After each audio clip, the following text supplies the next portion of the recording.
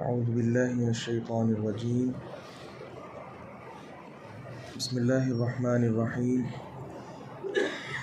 ورد اللہ الذین کفروا بغیظہم لم ینالوا خیرا، اور اللہ تعالیٰ نے ان لوگوں کو جنہوں نے کفر کیا ان کے غصے سمیت لٹا دیا۔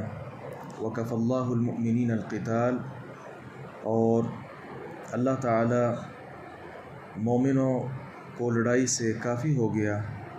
وکان اللہ قویا عزیزا، اور اللہ تعالیٰ ہمیشہ سے بے حد قوت والا اور سب پر غالب ہے۔ اس آیت مبارکہ میں گزشتہ جتنی آیات ہم نے پڑھی ہیں غزوہ احزاب کے حوالے سے، اس کا اللہ رب العزت نے یہاں نتیجہ بیان کیا ہے۔ اور یہ نتیجہ کیا ہے کہ سارا عرب کس طرح وہ اکٹھا ہو کر آیا اور اپنے غیظ و غضب کے ساتھ وہ مدینہ کو فتح کرنے آیا تھا اور اہل مدینہ کو مات دینے آیا تھا، اور ان کی عورتوں کو اور ان کے بچوں کو وہ قیدی بنانے آیا تھا۔ لیکن اللہ رب العزت نے انہیں جاتے ہوئے کیا دیا؟ ان کے دل میں جو غصہ تھا اور آگ تھی، اس غصے کو مزید بڑھا دیا، اور اسی غصے کو لے کر وہ واپس پلٹ گئے۔ اور یہاں اہل ایمان کو اللہ رب العزت نے ایک عقیدہ سمجھایا کہ تم سارے مل کر بھی، تمہارے پاس جتنے بھی مال و اسباب بھی کیوں نہ ہوں، تم لوگوں کے ساتھ لڑ نہیں سکتے ہو، جہاد نہیں کر سکتے ہو۔ یہ اللہ رب العزت ہی ہے کہ جو تمہیں کافی ہو گیا۔ بظاہر اہل اسلام کے پاس کوئی اسباب مال و متاع نہیں تھے، اس کے باوجود بھی اللہ رب العزت نے اہل ایمان کی کس قدر مدد کی، اور یہ مدد یقیناً اللہ رب العزت کی ہی تھی کہ وہ تیز ہوا کے ذریعے کس طرح وہ آندھی آئی اور ان کے برتن وہ سارے الٹ گئے اور ان کے حوصلے سارے پست ہو گئے، اور کس طرح وہ لوگ وہاں سے تتر بتر ہو گئے۔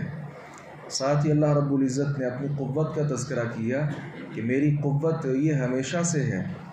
اس قوت کا مظہر لوگوں نے دیکھا، اس قوت کا انداز دیکھا، اور اس قوت کا اظہار اللہ رب العزت نے جب کیا تو تمام اہل ایمان نے دیکھا، اور یہی وجہ ہے کہ اہل ایمان کے دل مضبوط ہو گئے، اور اللہ رب العزت پر ایمان جو ہے وہ مزید مضبوط ہوتا گیا۔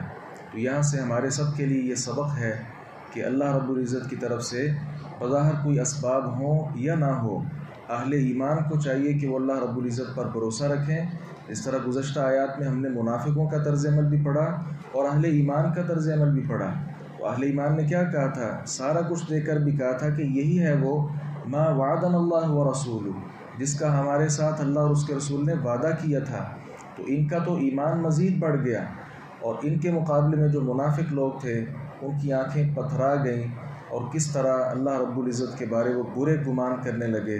تو یہاں سے یہ بڑا اہم سبق ہے کہ حالات جس قدر بھی ہوں، انسان پر لازم ہے کہ وہ اللہ رب العزت پر توکل اور بھروسہ وہ جاری رکھے، اور ہرگز بھی اہل نفاق کی جو روش ہے وہ بالکل بھی اختیار نہ کرے۔